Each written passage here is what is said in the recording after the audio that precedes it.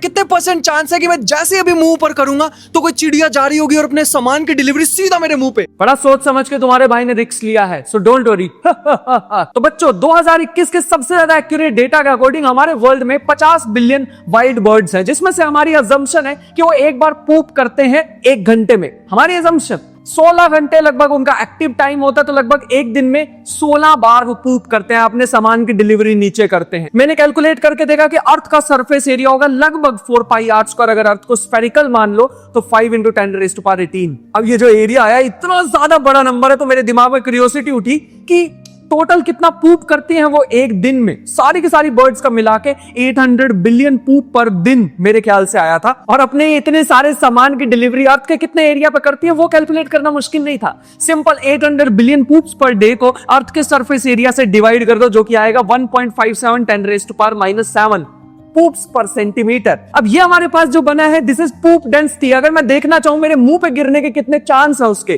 तो सिंपल क्या करेंगे, ऑन एन एवरेज एक ह्यूमन के फेस का जो एरिया होता है वो 3000 सेंटीमीटर स्क्वायर होता है, विच मींस अगर हम देखें इसको डेंसिटी को इससे मल्टीप्लाई करके देखें तो 4.71 10⁻⁴ इतने चांस है। अब जो रिजल्ट आया है वो फ्रीक्वेंसी है, इसका रेसिप्रोकल होता है टाइम। तो मैंने टाइम कैलकुलेट करके देखा 581 साल, इतने समय तक मुझे ऐसे लेटना होगा सच दैट कोई बर्ड आए और अपने सामान की डिलीवरी सीधा मेरे मुंह पे कर दे। अब तुम हंस रहे थे स्टार्टिंग में, अब हंसो, बट इसमें मैंने काफी सारी अजम्पशन ली है। और अगर मैं अपनी छत के अलावा अगर एक पार्क में जाके बैठ जाऊं तो ज्यादा चांसेस बढ़ जाते हैं पूप फेस पे गिरने के एज कंपेयर टू अपनी छत के। सो दोस्तों मेरी एडवाइस ये रहेगी कि प्यार व्यार के चक्कर में मत पड़ना, साल बर्बाद भी कर लोगे और कुछ हाथ नहीं लगेगा। इससे बढ़िया यहां 581 साल इन्वेस्ट करो, रिजल्ट कंफर्म्ड है। मिलते हैं नेक्स्ट वीडियो में।